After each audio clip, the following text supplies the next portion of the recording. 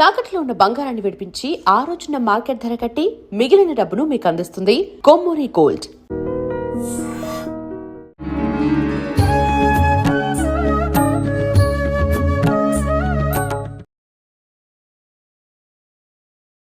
నమస్కారం, welcome to I dream. ధర్మ మార్గం విత్ విజిత కార్యక్రమానికి స్వాగతం. ప్రస్తుతం మనతో పాటు ఉన్నారు ప్రముఖ ఆధ్యాత్మికవేత్త, జ్యోతిష్య పండితులు సుభాష్ శర్మ గారు. ఇప్పుడు గురుగారితో మాట్లాడదాం. నమస్కారం అండి. శ్రీమాత్రే నమః. గురుగారు, గోమాతకి ఆహారం పెడుతూ ఉంటాము సాధారణంగా. అంటే గోవుకు మనం ఆహారం పెట్టడం వల్ల మనకున్న దోషాలు, గ్రహ దోషాలు ఏమైనా ఉంటే తొలగిపోతాయి అంటూ ఉంటారు. గోవులో అంటే సకల దేవతలు కొలువై ఉంటారు కాబట్టి అందరి అనుగ్రహం మన పైన ఉంటుందంటారు. ఏదేమైనప్పటికీ అంటే ఊరికే గోవుకు ఆహారం పెడితే సరిపోదు. ఆహారం పెట్టినప్పుడు గోవు అరచేతిని గనక నాకితేనే మనకు అది కలిసి వస్తుంది అంటున్నారు. మరి అది ఎంతవరకు వాస్తవం అండి? తప్పకుండా తెలియజేస్తాను. ముందుగా వీక్షిస్తున్న ప్రేక్షకులందరికీ శ్రీమాత్రే నమః, శ్రీ గురుభ్యో నమః. గవామంగేతి తిష్టంతి భువనాని చతుర్దశ యస్మాత్ తస్మా శివమేష్యామదశాంతిం ప్రయశ్చ మే. గోవు అనేటటువంటిది సకల దేవతలకు ఆవాసమైనటువంటి, గోవు అంటే ఆవాసముతో పాటు గోవు జన్మించినటువంటిది కాదు, సృష్టించబడినటువంటిది, కామధేనువు అని అర్థం. అంటే మనకు క్షీరసాగర మథనం జరిగేటప్పుడు ఉద్భవించినటువంటి దానిలో కామధేనువు ఒకటి అని అర్థం. ఆ కామధేనువు ఎప్పుడైతే సృష్టించబడిందో, అంటే పుట్టడానికి సాధ్యం కానటువంటిది సృష్టించినటువంటి దానికి దైవికపరమైనటువంటి ఏదైతే అనుగ్రహం ఉంటుందో అది దైవికానికి నిలుస్తుంది. దైవికానికి ఎన్నో రకాలైనటువంటి మార్గాలకు తోడ్పడేటటువంటిది అని అర్థం. అందుకే కామధేనువు, గోమాత ఇవన్నీ కూడా సృష్టిలో ఉద్భవించినటువంటివి. దేవతల సృష్టిలో ఇదొక అద్భుతమైనటువంటి సృష్టి అనేటటువంటిది దీని యొక్క ప్రధానమైనటువంటి ఉద్దేశం.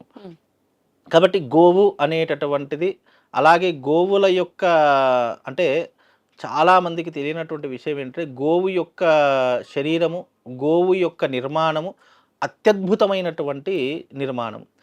గోవు, మీరు ఎప్పుడైనా గోవుని గమనిస్తే గనక గోవు ఎలాంటి పదార్థం తిన్నా, విష పదార్థం తిన్నా స్వచ్ఛమైనటువంటి పాలను మాత్రమే ఇస్తూ ఉన్నది. ఎందుకు అని అంటే అది గోవు ఏదైనా విషపు పదార్థం తీసుకున్నది అని అంటే గనక ఆ విషపు పదార్థాలన్నీ కూడా తన మలము ద్వారా, మూత్రం ద్వారా, లేదు అంటే ఇతర యొక్క ద్వారా అవి బయట వదిలేసేసి స్వచ్ఛమైనటువంటి ఆవు పాలను మాత్రమే ఇచ్చేటటువంటి అద్భుతమైనటువంటిది గోవు అని అర్థం. అలాగే పూర్వకాలంలో గోవులను పెంచేటటువంటి వారు ఎందుకు అంత ఆరోగ్యంగా ఉన్నారు అంటే, ఎప్పుడైతే గోవులను పెంచడం ప్రారంభమవుతాయో మన యొక్క ఏకాగ్రత, మన యొక్క బుద్ధి, మన యొక్క ఆలోచనలు ఎప్పుడైతే గోవు అర్థం చేసుకుని ఉంటుందో, లేదా ఆవు మీద మనం ఎప్పుడైతే స్పృశించడం జరుగుతుందో, అంటే ఎప్పుడైతే ఆవుని ముట్టుకుంటామో ఆ సమయంలో మన శరీరంలో ఉన్న రోగాలను గుర్తించి ఆయా పదార్థం అంటే బయటకు వెళ్ళి ఆయా గ్రాసం తిని అది ఆయా అంటే ఆ యజమాని యొక్క శరీరం రోగాలను నయం చేయడానికి ఏదైతే గ్రాసం ఉంటుందో అది తిని ఆ ఆవు పాలను ఇచ్చేటటువంటి గొప్పనైనటువంటిది గోవు అని అర్థము. అలాగే సృష్టిలో ఏ జీవి మరణించినా కూడా అది దేనికి పనికిరాదు. కానీ ఆవు మరణించి కూడా దాని యొక్క ప్రతి ఒక్క అణువు మనకు ఉపయోగపడుతుంది. ఆవు యొక్క కొమ్ములు ఉపయోగపడుతూ ఉంటాయి, ఆవు యొక్క చర్మము ఉపయోగపడుతూ ఉంటుంది, ఆవు యొక్క ఈ డొక్కలు ఉంటాయి అవి కూడా ఉపయోగపడుతూ ఉంటాయి. అంటే ఆవు మరణించిన తర్వాత కూడా దాని యొక్క ప్రతి అవయవాన్ని కూడా మనం ఉపయోగించుకుంటున్నాము అంటే అది సృష్టిలో ఒక ఆవుకి మాత్రమే సాధ్యపడుతూ ఉంటుంది. అందుకే మీరు ఎప్పుడైనా శివాభిషేకం చేసేటప్పుడు అభిషేక పాత్రగా ఆవు కొమ్ములలో పాలు పోసి అభిషేకం చేసేటటువంటి ప్రక్రియలు మీరు ఇప్పుడంటే ఆ ఇత్తడి అవి ఆర్టిఫిషియల్ వచ్చేసాయి, కానీ ఆవు కొమ్ములలో పాలు పోసి అభిషేకం చేసేటటువంటి క్రియలు కూడా మన యొక్క శాస్త్రంలో చెప్పడం జరిగింది. అందుకే ఆవు యొక్క విశేషం అనేటువంటి చాలా వైశిష్టమైనటువంటిది.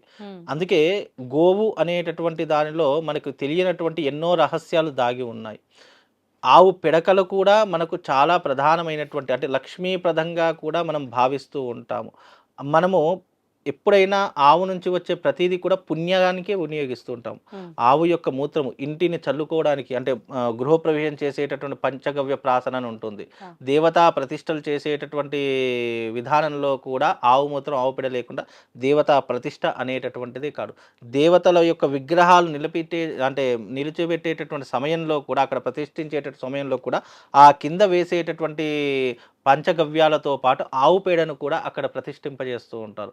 దానిపైనే స్వామివారి యొక్క విగ్రహాన్ని కూడా ప్రతిష్ఠింపజేసేటటువంటి విధానాలు చాలా మట్టుకు అనేక ఈ యొక్క దాన్ని ఏమంటారు, మన ఆలయాలు సందర్శించేటటువంటి సమయాల్లో కూడా ఆవు పేడలు మనకు అనేక రకాలుగా కనిపిస్తూ ఉంటాయి. ఇక్కడ విశేషంగా ఏమిటి అని అంటే గనక ఆవు పేడ, ఆవు మూత్రము, ఆవు నుంచి వచ్చే ప్రతి ఒక్క ధాతువు ప్రతిదీ కూడా దైవిక కార్యక్రమానికి వినియోగించుకునేటటువంటిది అనేటటువంటిది శాస్త్రానుగుణంగా చెప్పడం జరిగింది. అందుకే సృష్టిలో పుట్టినటువంటిది కాదు, ఉద్భవించినటువంటిది, దేవతల యొక్క సృష్టిలో అద్భుతమైనటువంటిది కామధేనువు అంటే ఆవు అని అర్థం. అందుకే దానికి అంత ప్రాధాన్యతను ఇవ్వడం జరిగిందమ్మా. ఇప్పుడు ఈ అరచేతిని ఆవు నాలుకతో నాకటం వల్ల రాత మారిపోతుంది, రేఖలు మారిపోయి మన రాత తలక్రిందులుగా అవుతుంది. అట్లా అని శాస్త్రంలో ఎక్కడా కూడా లేదు. చాలా మంది అంటూ ఉంటారు. నిజానికి మనం అంటే ఏదైనా ఆహార పదార్థాలు చేతిలో పెట్టడం ద్వారా అదేమవుతుందంటే అది ఆవు నాకడం ద్వారా చేతి రేఖలు మారిపోతాయి, మన భవిష్యత్తు మారిపోతుంది. అలాంటిది ఏం లేదు. కాకపోతే ఏమిటి అని అంటే కనుక దాని యొక్క లాలాజలం అనేటటువంటిది ఏదైతే మన అరచేతికి తాకడం జరుగుతుందో కొంచెం మన శరీరం కానీ మన కర్మలు కానీ తొలగించుకునే అవకాశాలు ఉంటాయి. అందుకే ఆవులకు పెట్టే ఆహార పదార్థాలు కావచ్చు, ఆవులకు పెట్టేటటువంటి గ్రాస కావచ్చు, ఆవులకు పెట్టే ప్రతి ఒక్క ఫలము కావచ్చు, పండు కావచ్చు, లేదా ఏదైనా పెట్టినటువంటి పదార్థం ఏదైతే ఉంటుందో మనము అది ప్రత్యక్షంగా దేవతలకు పెట్టినటువంటి పుణ్యం. ఇప్పుడు దేవతల విగ్రహాల దగ్గర పెట్టేటటువంటి నైవేద్యం ఒక రకంగా ఉంటుంది, జీవరాశులకు పెట్టేటటువంటి నైవేద్యం ఒక రకంగా ఉంటుంది. కాబట్టి ప్రత్యక్షంగా భగవంతుని చేరుకోలేనటువంటి వారు ఎవరైతే ఉంటారో, ప్రత్యక్షంగా భగవంతునికి నైవేద్యం పెట్టలేనటువంటి వారు ఎవరు ఉంటారో అలాంటి వారు ఆవుకి నైవేద్యం పెడితే అది ప్రత్యక్షంగా భగవంతునికి చెందినటువంటి విధంగా ఉంటుంది. కాబట్టి ఆవులకు పెట్టినటువంటి ఏదైతే నైవేద్యం ఉంటుందో, ఆవులకు పెట్టే పదార్థాలు ఏవైతే ఉంటాయో అది ప్రత్యక్షంగా భగవంతునికి అంకితం చేయబడినటువంటి విధంగా ఉంటుంది. చేతికి ఏదైతే ఆవు నాకినటువంటి ప్రదేశాలు ఈ అరచేతి ఉంటుందో దానివల్ల రాతలు మారిపోతే అందరూ ఆవు దగ్గరికి వెళ్ళి చేయి పెట్టేస్తూ ఉంటారు. కానీ కొంతవరకు ఏమిటి అని అంటే కనుక మన శరీరంలో ఉన్నటువంటి కొన్ని కర్మలు మాత్రం దూరం అయిపోతాయి అనేటటువంటిదే తప్ప అంతకు మించి దానివల్ల ఎలాంటి ఇది కూడా ఉండదమ్మా. ఇప్పుడు చాలా వరకు గ్రహాల దోషాలు ఉన్న వాళ్ళు, గ్రహం అనుకూలంగా లేని వాళ్ళు ఆవుకి ఈ ధాన్యం పెట్టండి, నానబెట్టిన ఇవి పెట్టండి అంట. అలా ఏ ధాన్యం పెడితే ఏ గ్రహానికి ఫేవర్ ఉంటుందండి? చాలా మంచి ప్రశ్న. అయితే మనకు నవగ్రహాల్లో ప్రతి ఒక్క గ్రహానికి ఒక్కొక్క ధాన్యం సూచించబడడం జరిగింది. ఇప్పుడు ఉదాహరణకి ఎవరికైతే ఆరోగ్య సమస్యలు ఉంటాయో, ఎప్పుడూ కూడా అనారోగ్యంతో బాధపడుతూ ఉంటారు, లేదా శరీరంలో తెలియనటువంటి రోగాలు సంక్రమిస్తున్నాయి అని అనుకున్న స్కిన్ ఎలర్జీ కావచ్చు, హెడేక్ కావచ్చు, లేదా కంటికి సంబంధించిన రోగాలు కావచ్చు, లేదా మోకాళ్ళ నొప్పులు కావచ్చు, లేదా పాదాలకు సంబంధించి ఈ మధ్యకాలంలో పాదాలందరికీ పగుళ్ళు వచ్చేస్తూ ఉంటాయి, అలాంటి వారు కావచ్చు. అలాంటి వారు గోధుమలు ఉంటాయి కదండి, గోధుమలు నీళ్ళల్లో నానబెట్టి దాంట్లో కాస్త బెల్లం వేసి నీళ్ళలో నానబెట్టిన తర్వాత గోధుమలని తీసేయాలి. ఆ గోధుమలలో బెల్లము, ఆ తర్వాత కాస్త పాలు, ఈ మూడింటి మిశ్రమాన్ని కలిపి ఆవుకు పెట్టడం వల్ల సూర్యుడికి సంబంధించినటువంటి గ్రహ దోషాలు తొలగిపోతాయి. కాబట్టి ఈ రకంగా ఆరోగ్య సమస్యలను పెట్టవచ్చు. అలాగే మానసిక పరంగా మనస్సు ఎప్పుడూ కూడా చంచలమవుతూ ఉంటుంది, లేదా మానసిక ప్రశాంతత లేదు అనుకునేటటువంటి వారు బియ్యము నానబెట్టి బియ్యములో మళ్ళీ ఏం చేయాలి, మళ్ళీ బెల్లము కలిపి కాస్త ధాన్యము కలిపి అంటే బియ్యములో కాస్త మినపప్పు ధాన్యం కూడా కలిపితే మానసిక సంబంధితమైనటువంటి విషయాలన్నీ కూడా క్లియర్ అయిపోతాయి అనేటటువంటి శాస్త్రం.